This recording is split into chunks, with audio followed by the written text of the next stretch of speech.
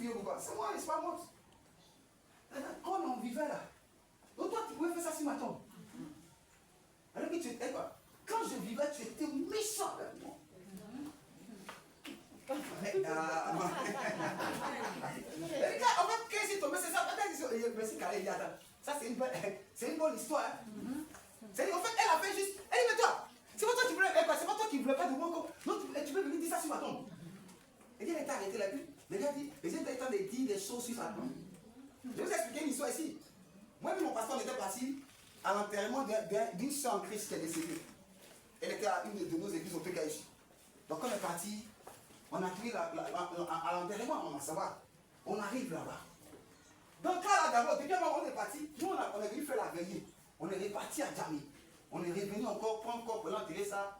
À Bobalo, c'est pas bon. C'est qu'est-ce que il y a un cimetière là. Il y a un cimetière. C'est quoi, c'est un moment ou bien ça?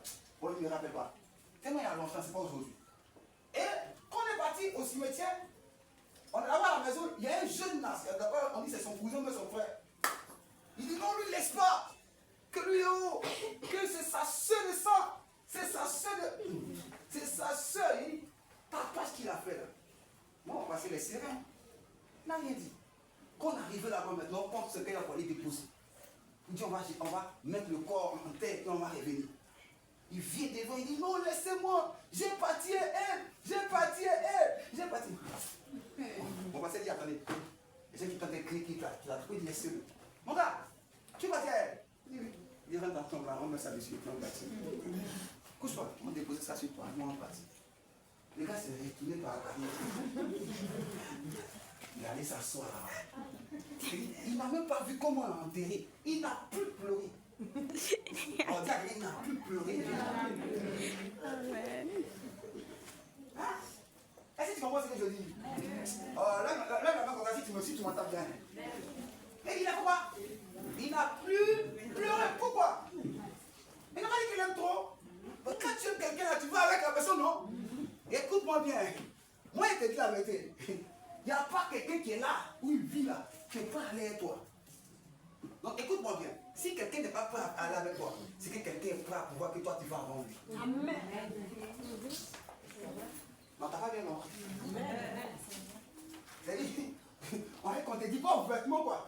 Mais quoi, si on demande qui veut mourir tout à l'heure, qui doit mourir? Toi tu as dit que c'est pas toi. Toi qui as dit que c'est pas toi. L'autre qui a dit que c'est pas toi. Bon, toi tu voulais que ça soit qui? Tu vois, on me dit on ne veut pas que ça soit. Donc écoute-moi bien, quand moi je dis je ne veux pas là, j'essaie de penser que toi tu n'as pas parti à un moment. Oui, j'étais déjà avec eux. Parce que écoute-moi bien, je te dis, attends, on est deux. On dit qui va partir premier. Toi tu dis que c'est pas toi, non c'est moi. Hein? Est-ce que tu comprends bien la pensée que je veux te faire comprendre? C'est-à-dire toi, c'est pas toi qui dois rentrer dans ton là. Là qui va rentrer là. Tu dis que c'est pas toi, c'est pas moi. Donc nous on fait comme ça. Maintenant toi tu es le plus faible. Tu prends ça et puis tu tombes. Donc c'est pourquoi écoute-moi bien. Tu as besoin de renouveler l'onction qui est en toi chaque jour dans la présence de Dieu. Parce que si tu arrives, quelqu'un il va te servir un plat, tu vas manger. Depuis que tu es né, tu n'as jamais mangé sur place. Il y a un gars là, moi, était venu le pleurer. Il disait ça, c'est dans la Bible. Et il s'est dit, Esaïe va lui dire, hé, mon gars, Dieu dit qu'il faut dire, donner les derniers ordres à tes serviteurs. Tu vas mourir demain. Il s'est retourné, il dit Dieu. Quand Esaïe est parti, il dit Dieu, chez toi là-bas, on ne fait pas ça, on ne fait pas ça, on ne fait pas ça, on ne fait pas ça. C'est si on fait ça. Donc si moi il m'en fait là, qui va faire ça? Pour voir le système. C'est Ézéchias qui a dit ça. Donc Esaïe n'est pas parti, nous, Dieu dit, va dire, retourne-toi, va dire Ézéchias, tu ne meurs plus, hein. J'ai ajouté 15 ans encore dessus. Parce que tu dois faire encore quelque chose. Écoute-moi bien. L'onction te permet de faire quelque chose. Et Dieu permet que tu vives. Parce qu'il y a une grâce d'onction en toi. Ah non, t'as pas bien compris. Tu transformer quelque chose. Donc si tu restes dans cette histoire de vie, amen.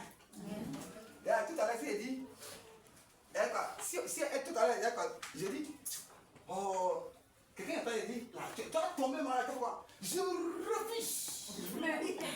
C'est ça, non? Pourquoi tu refuses? Tu vas devenir malade. Mais quand tu refuses, tu envoies ça où?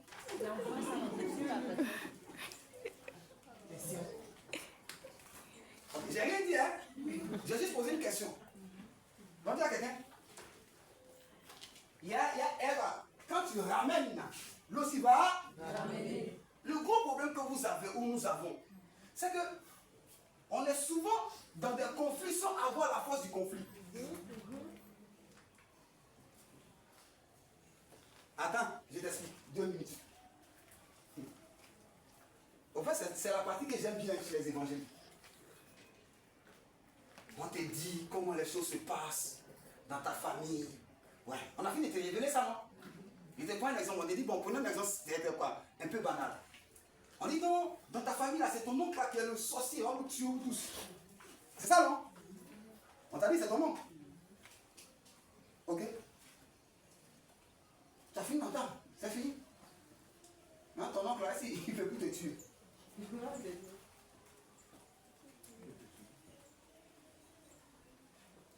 L'oncle ne peut plus te tuer. Parce que tu viens d'entendre, hein? Moi, j'ai dit, j'aime pas les révélations où on dit et puis il n'y a pas de solution derrière. Dis à lui, ton nom. On dit les sorciers. Il va te tuer. Ok, il n'y a pas de souci, j'ai compris.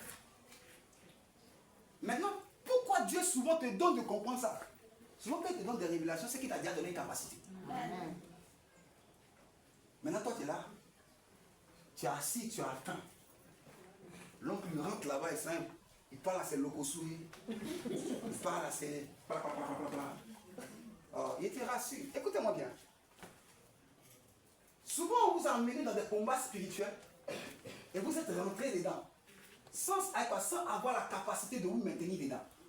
Le gros problème de beaucoup. Vous savez pourquoi beaucoup échouent dans la vie? Parce que tout le monde veut monter, mais personne ne sait que quand on monte, on ne descend plus. Tu sais le problème du riche, pourquoi il a va? Hein? Parce qu'il ne veut jamais devenir pauvre. Ça, tu vois qu'il est bête. Le riche ne peut plus devenir pauvre. On dit, le total il est baissé. Quand il va lui donner l'argent, il peut me donner, mais il ne me donne pas. Attends, on le donne là. Qui va lui donner? Oh, est-ce que je peux parler à quelqu'un ce matin? Parce que là où il va enlever là, c'est un trou qui vient d'ouvrir. Le trou là qui ferme. Donc quand il regarde en toi, si tu n'as pas quoi, si tu n'as pas une capacité pour pouvoir renouveler ce que lui peut avoir, mon gars il ne va jamais te donner. On avait un tonton qui était méchant, très méchant.